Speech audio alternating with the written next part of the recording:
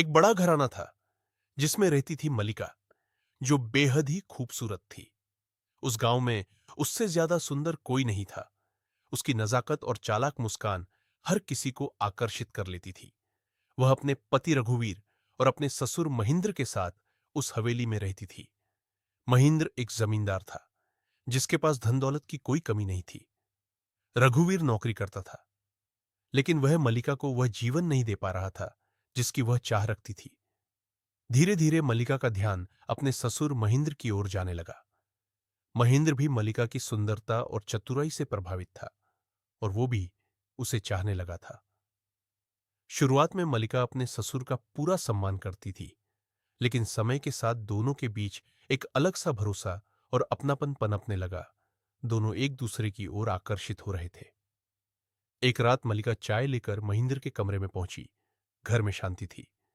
महेंद्र ने मलिका को देखते हुए उसका हाथ पकड़ लिया और कहा, बहू मेरा जीवन, मैंने बहुत समय से अकेले काटा है। तुम चाहो तो मेरा साथ देकर मेरी हमसफर बन सकती हो, और कहा चाहो तो हम इस रिश्ते को बदल सकते हैं। मलिका मुस्कुराई। दोनों ने देर तक बातें की। पुरानी जिंदगी, अकेलापन और अधूरी इच्छाओं पर चर्चा हुई, और उस रात उन्होंने काफी समय साथ में बिताया। अगले दिन दोनों एक दूसरे को देखकर हल्की सी मुस्कान में एक अनकहा राज छुपाए हुए थे। रात का इंतजार दोनों को बेसब्र कर रहा था। रात हुई और मलिका अपने पति रघुवीर के साथ थी। रघुवीर के सोते ही मलिका वहां से निकल गई और सीधा अपने ससुर के कमरे के बाहर पहुंची। उसने दरवाजा खटकाया। महेंद्र ने दरवाजा खोला और दोनों साथ में बैठे और दोनों एक दूसरे की प्रेम की भावनाओं में बह गए। महेंद्र महेंद्र भूल चुका था कि वो उसके बेटे की बहू है। दोनों ने साथ में खूब समय बिताया। कुछ दिनों बाद घर में महेंद्र और रघुवीर के बीच किसी बात को लेकर बहस हो गई, और महेंद्र ने गुस्से में कह दिया कि सारी जमीन वह अपने नाम ही रखेगा और रघुवीर को फूटी कौड़ी भी नहीं देगा। रघुवीर चुप रहा।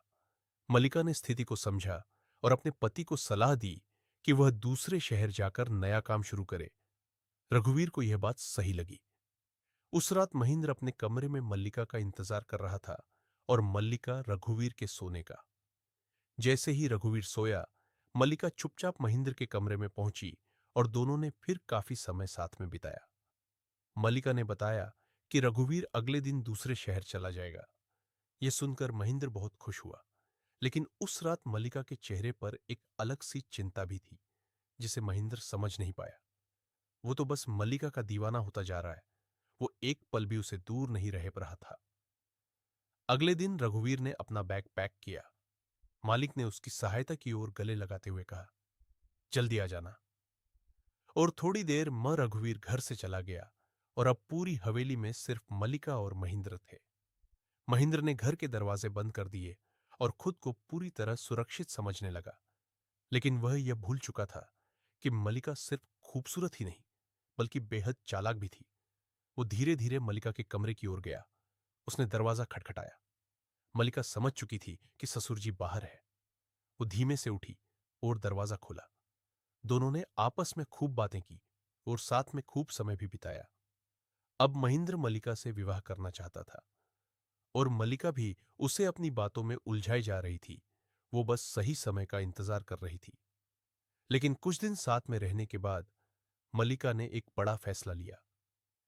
एक रात जब महेंद्र गहरी नींद में था, मल्लिका ने मौका देखकर वहां से उठी और वो उसके कमरे में पहुंची। मल्लिका ने उसकी सारी धन दौलत और कीमती गहने समेट लिए और एक भी पैसे वहां नहीं छोड़े।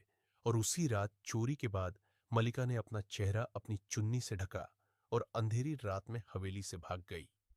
बाहर बाजार में उसका इंतजार रघुवीर कर रहा था। दरअसल महेंद्र और रघुवीर की उस बहस के बाद ही पति पत्नी ने यह पूरी योजना बनाई थी। अगले दिन जब महेंद्र जागा और अपनी दौलत गायब देखी, तो उसे समझ आ गया कि वह धोखा खा चुका है। आखिरकार मल्लिका ने अपने पति को चुना और दोनों साड़ी धन दौलत लेकर उस शहर से गायब हो गए और दोनों ने मिलकर नई जिंदगी की ओर बढ़ गए।